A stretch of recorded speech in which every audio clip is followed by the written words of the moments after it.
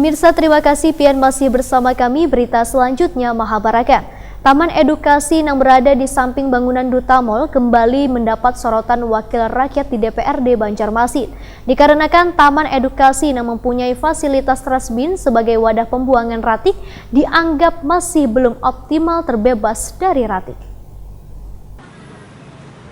Taman edukasi di Jalan Ayani Pal 2,5 Banjarmasin Tengah yang berada di samping bangunan Duta Mall kembali mendapat sorotan wakil rakyat di DPRD Banjarmasin. Dikarenakan taman edukasi yang mempunyai fasilitas trasbin sebagai wadah pembuangan ratik yang akan ditukarkan dengan akses internet untuk mendapatkan wifi, dianggap masih belum optimal terbebas dari ratik. Ketua Komisi 3 DPRD Banjarmasin Muhammad Isnaini bertakoni Prima TV di sela-sela sidak jelang tengah hari Selasa 31 Desember 2019 memadahkan bila pihaknya sudah memanggil Wan mendapat penjelasan dari instansi terkait yang ada di lingkup Pemko Banjarmasin, namun dari pihak ketiga yang membangun taman edukasi ini masih belum bisa dihadirkan dalam pertemuan di kantor Dewan beberapa waktu lalu. Sehingga Komisi 3 DPRD Banjarmasin ujar Muhammad Isnaini mewacanakan akan memanggil ulang sabaratan yang terlibat dalam pembangunan taman edukasi ini. Politisi Partai Gerindra ini pun menegaskan, taman edukasi ini bila dilihat dari segi perjanjian kerjasamanya masih belum terrealisasi, maka bisa dinilai sebagai kelalaian lantaran kadang mengindahkan aturan wan regulasi.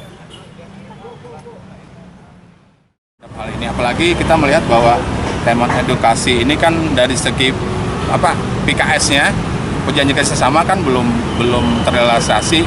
Nah, dari situ saja sebetulnya sudah menunjukkan suatu kelalaian, sudah menunjukkan bahwa pemerintah kota tidak mengindahkan aturan dan regulasi yang ada, serta artinya bagaimana juga ini bisa mendapat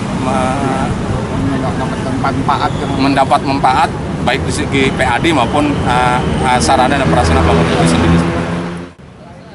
Kabid Kebersihan Wan Pengelolaan Sampah DLH Banjarmasin Marzuki menyatakan, perjanjian kerjasama dari pembangunan taman edukasi ini masih dalam tahap penggondokan. Marzuki pun meminta warga yang memanfaatkan taman edukasi ini untuk mendapatkan wifi gratis adalah ratik yang sudah dipilah, yaitu ratik nang karing wan barasi. Karena kebersihan itulah, ujar Marzuki, bagian dari edukasinya.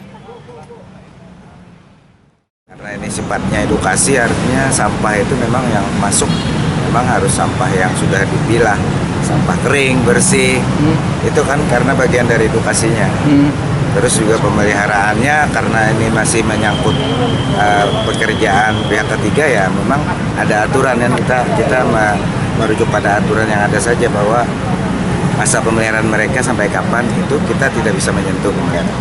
Tapi secara opsional, misalnya ada sampah, petugas kita yang lewat sini ya kita tetap pantau.